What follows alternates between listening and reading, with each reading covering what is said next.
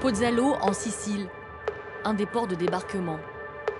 Entre janvier et septembre 2017, plus de 100 000 personnes ont traversé la Méditerranée, partie de Libye, direction l'Italie.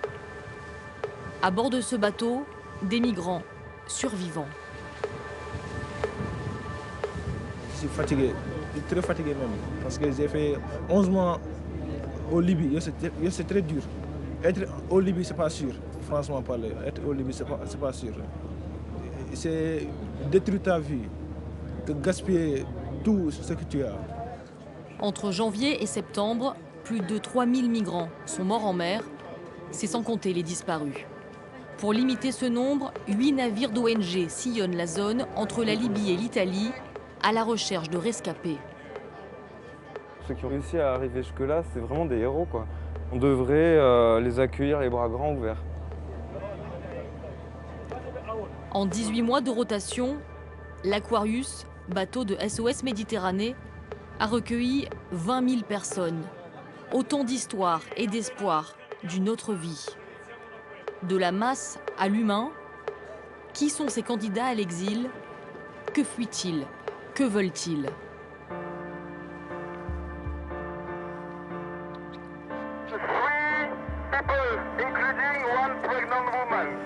Les sauvetages se font de jour comme de nuit. Ici, 117 hommes, une seule femme, enceinte de 6 mois. Ok, pousse, pousse, pousse, pousse, bravo, bienvenue.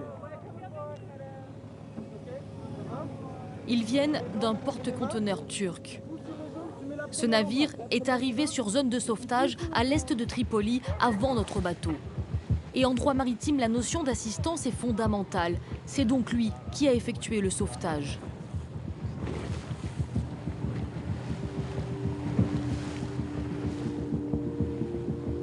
Ce transfert de passagers vers l'Aquarius durera plusieurs heures.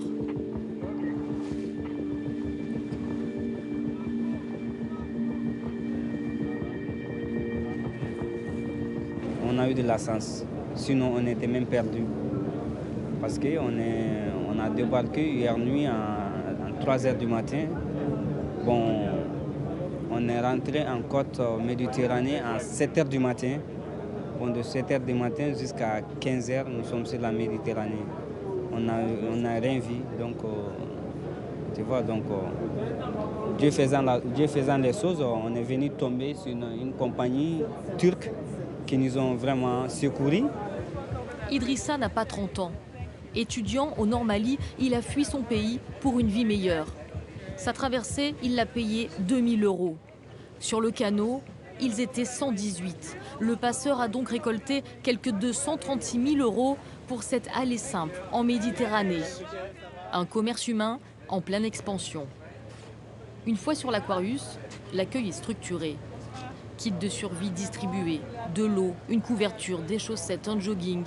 Et puis c'est ce qu'ils appellent le triage, avec la remise de bracelets. Le triage consiste principalement en demandant aux personnes qui viennent à bord de quel pays ils viennent, quel âge ils ont et en général de savoir dans quel état ils se trouvent pour qu'on puisse le mieux utiliser nos ressources et connaître leur situation. À bord, ils arrivent épuisés, pieds nus, déshydratés. Après la traversée, ils n'ont plus rien. Seul lien avec leur passé, ces numéros de téléphone sauvés des eaux. Derrière ces histoires, il y a ceux que la société nomme les migrants économiques. Et pourquoi tu es allé en Libye? Je veux chercher de l'argent pour aller donner de mon maman, avec mon papa, avec mon petite sœur. J'étais un élève, mais il n'y a pas assez de l'argent. J'ai sorti pour gagner de l'argent, quoi à manger.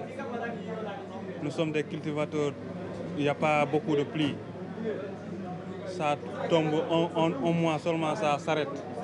Tu sèmes les kilos de maïs, riz, tu sèmes ça, il n'y a pas l'eau. Ça se reste. Les sèvres, les vaches, tout ça meurt. Maintenant, j'ai en sorti pour gagner de l'argent, quoi les parents vont manger. Il n'y a pas quoi manger. Comme Omar, Tous fuient la misère de leur pays.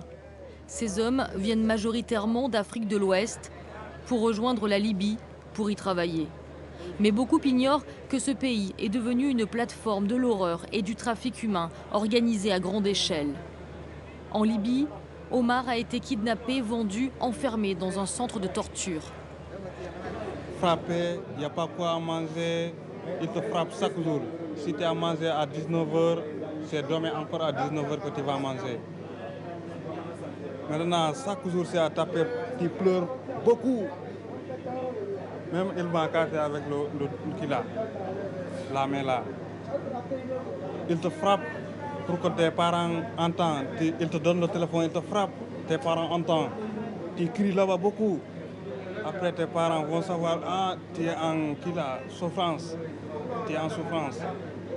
Maintenant, ils vont amener l'argent, ils mangent. Selon les associations, 40% des migrants ne visent pas l'Europe, mais cherchent seulement à fuir la Libye.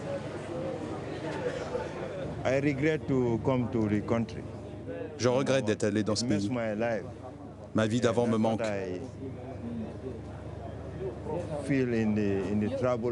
Il y a trop de problèmes en Libye. Tout ça, c'est fini. Je dois aller de l'avant, chercher le meilleur chemin pour me sentir vivant encore.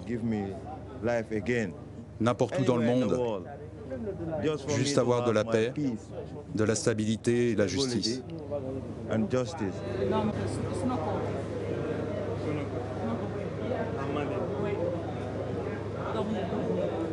5 heures du matin, transbordement vers un bateau espagnol. Cette nuit, l'Aquarius n'aura été qu'une plateforme d'accueil.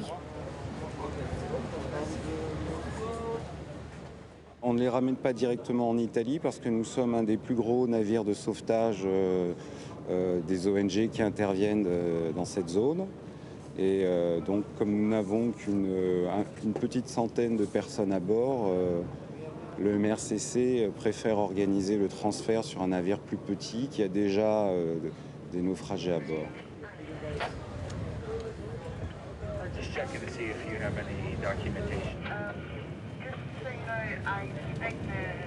Par rapport à l'année dernière où les départs franchement s'organisaient en fonction des vagues, maintenant les départs sont un petit peu n'importe comment, ils se débarrassent des gens et malheureusement les trafiquants, ils les poussent à la mer. S'ils ne veulent pas monter sur les rubbers comme on les appelle, parfois ils les flinguent dans les broussailles sur la côte, etc. C'est déjà arrivé à ma connaissance au moins 2 fois.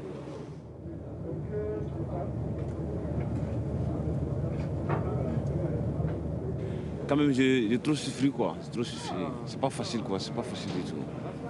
On a un peu vécu de souffrances, bon, puis c'est bizarre quand même, c'est bizarre.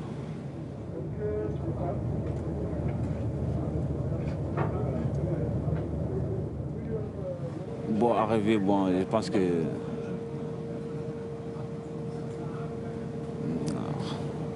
ça sera bien.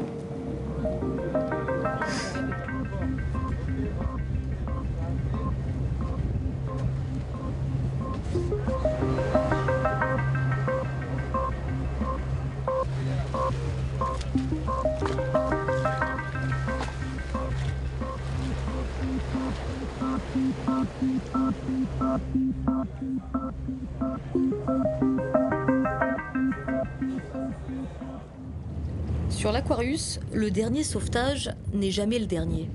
Une fois le pont vide, une autre ambiance s'installe, une attente active. Entre 2 sauvetages, il faut vérifier le matériel, refaire les exercices, les briefings de sécurité, revoir les gestes de base de premier secours dans les conditions du réel. Chaque opération est répétée encore et encore pour que dans l'urgence du sauvetage, les gestes soient automatiques. À bord du navire, 3 équipes collaborent, 34 nationalités représentées.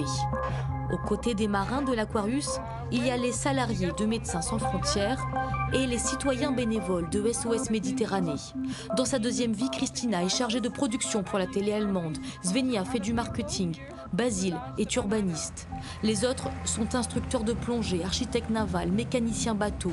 Tous soigneusement sélectionnés pour leurs compétences par SOS Méditerranée.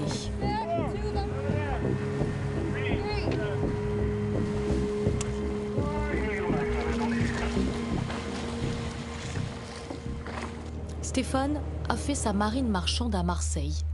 Bénévole, il entame sa 7e rotation. Son premier sauvetage semble gravé en lui. Je m'en souviendrai toute ma vie. J'ai pris une claque.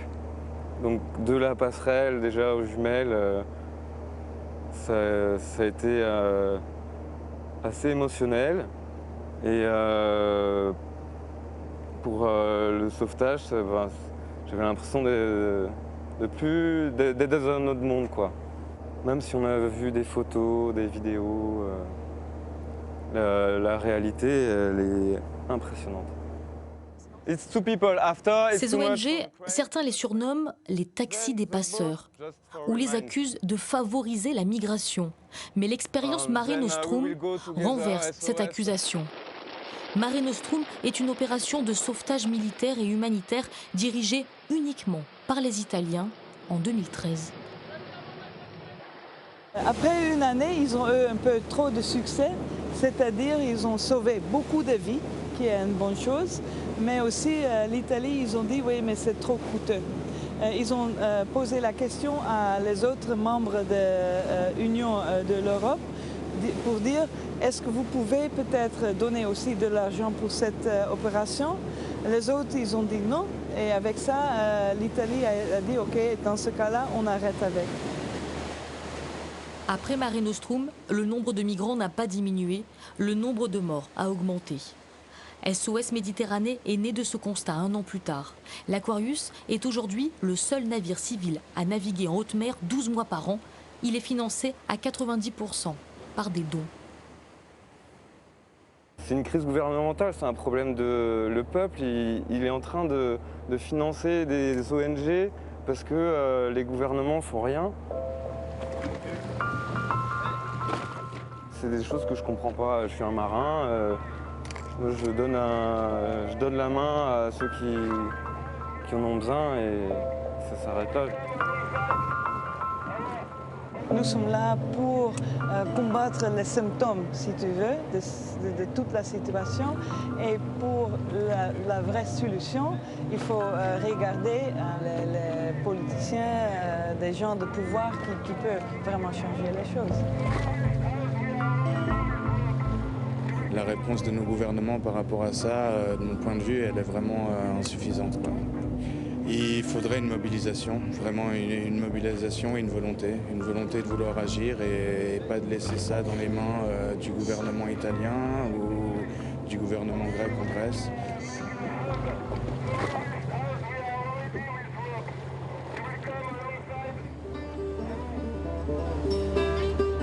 Dans le huis clos du navire, quand tout s'apaise enfin, Craig, seul médecin à bord, décompresse. Un instant hors du temps et indispensable pour souder les équipes qui ne se connaissaient pas avant de monter à bord.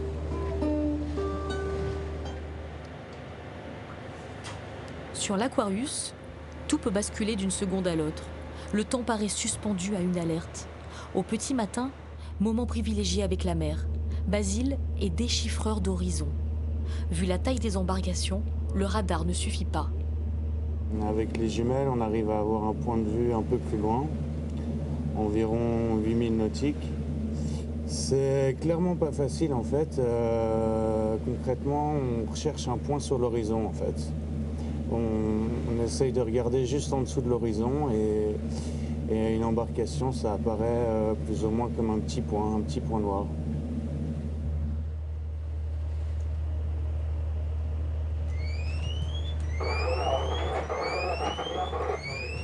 Quelques heures plus tard, nouvelle alerte.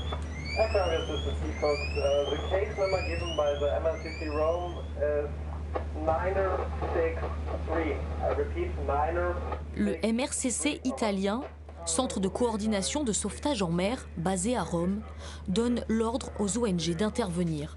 3 embarcations en détresse sont signalées. Le canot pneumatique a été sauvé par Juventa.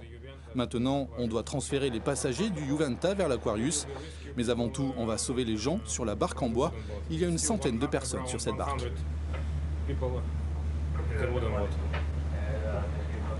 Sauvetage en collaboration avec le Juventa, navire d'une ONG allemande. Sur les lieux avant l'Aquarius, elle a déjà distribué les gilets. Can you hear me? English, français, arabe? Serena est la médiatrice culturelle. Ce sera elle le premier contact. Ils sont plus d'une centaine, entassés, en surface et dans la cale du bateau. Ils n'ont ni boussole ni pagaie pour avancer. Le moteur a été volé par des Libyens en début de traversée. Rien ne se perd. Ces moteurs seront réutilisés par les passeurs pour d'autres embarcations au départ. Sur les 3 bateaux signalés par le MRCC, sur place, il n'en reste que 2. Le 3e bateau, il est tombé en panne très rapidement et soit ils sont décédés, soit ils ont réussi à atteindre la côte libyenne. Et on ne saura jamais. En début de traversée, le choix de la bonne embarcation est en coup de poker. Parmi ceux qui osent le voyage, 16% sont des femmes, 24% des mineurs non accompagnés.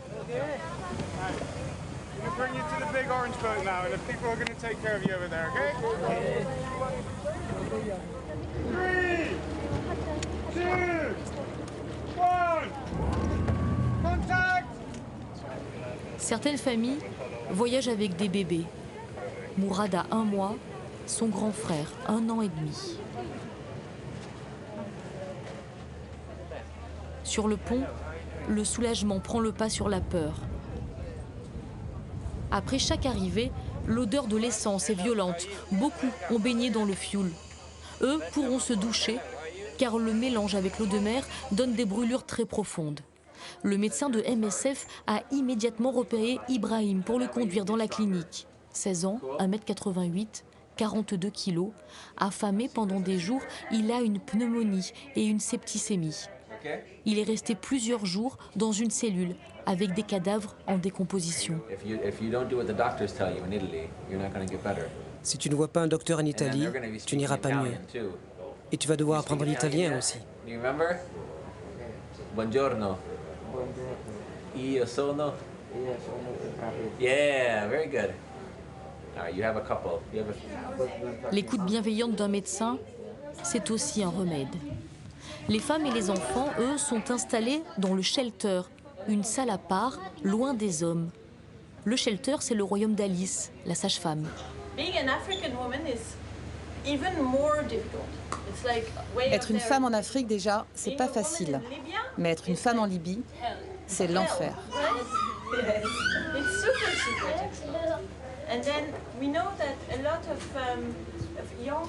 Nous savons que beaucoup de jeunes filles du Nigeria deviennent en Libye des travailleuses du sexe. Laissez-moi vous dire que ce n'est pas OK. Ce n'est pas normal. Si vous voulez me voir en privé pour parler, vous pouvez toujours venir vers moi. Certaines filles n'ont pas payé leur traversée. Elles sont déjà attendues en Italie. Elles quitteront le bateau avec un numéro d'urgence. 800 290 290. Can we repeat all together? 800 290 290. Okay. And why do we call this? C'est généralement après cette réunion que les femmes osent se confier.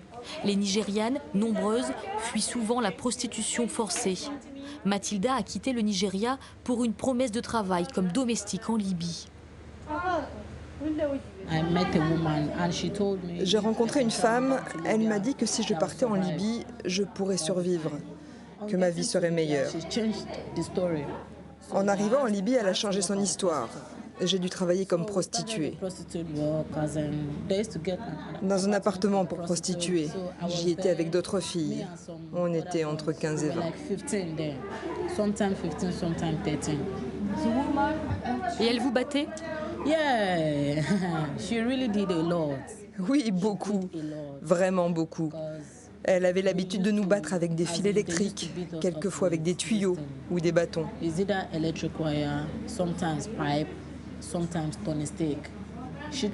Elle nous traitait vraiment, vraiment mal.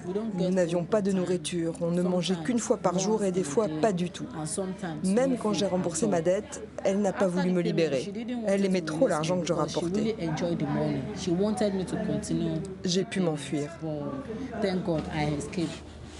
Dans l'intimité de sa cabine, Alice rédige des certificats médicaux. Elle espère aider les victimes de violences sexuelles à obtenir plus facilement l'asile. En fait, l'histoire, je l'ai entendue hier et je l'ai assimilée hier et voilà, je l'ai vue d'un point de vue tout à fait médical. Et puis là, je la relis maintenant et en fait, l'horreur du truc me tape encore plus fort dans la gueule là, en fait, en ce moment. C'est très dur en fait de relire ça maintenant à froid.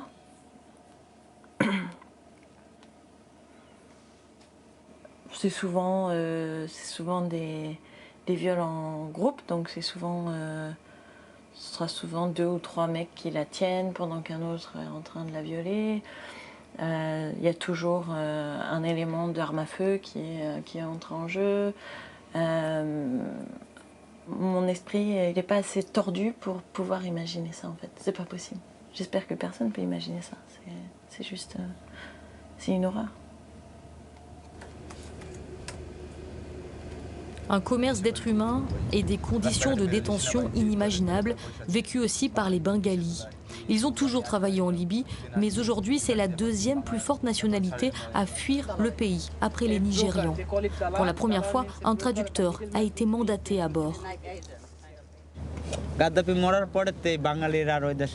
Avant, on travaillait normalement en Libye. Mais depuis la mort de Kadhafi et la chute du gouvernement, c'est l'enfer. Les Bengalis sont considérés comme la poule aux œufs d'or, car ils sont vendus très cher aux Libyens. Et notre communauté envoie toujours la rançon demandée.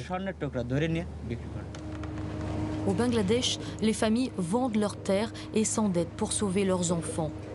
Tajim, 16 ans, a été capturé, torturé, vendu 2 fois. Ses traces sont celles des menottes avec lesquelles on l'enchaînait avant de le battre.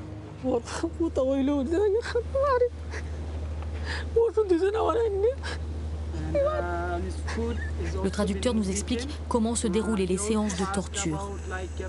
Battu 2 heures par jour avec la crosse d'une arme ou des tuyaux sur les mollets et la plante des pieds, il restait plusieurs jours sans pouvoir marcher.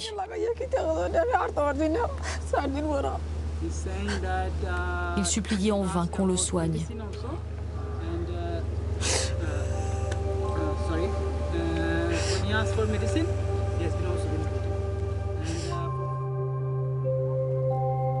Sauvés de la mort, seul leur passé les effraie. En sécurité quelques jours sur l'Aquarius, ils reprennent doucement des forces. L'envie de vivre ne les quitte pas. Et c'est en musique que tous rechargent les batteries. En rythme, les communautés se mélangent. Sur le pont, battle de danse entre un Marocain et un Pakistanais sur de la musique ivoirienne.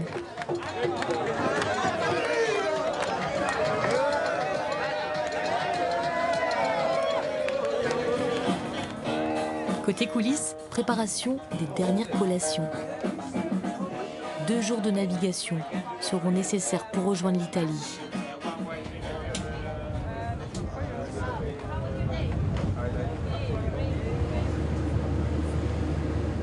L'Aquarius apparaît comme une parenthèse enchantée entre l'enfer de la Libye et l'épreuve d'un nouveau monde, l'Italie. Sur la suite, certains ne savent rien. D'autres ont compris qu'ils ne sont pas attendus les bras ouverts.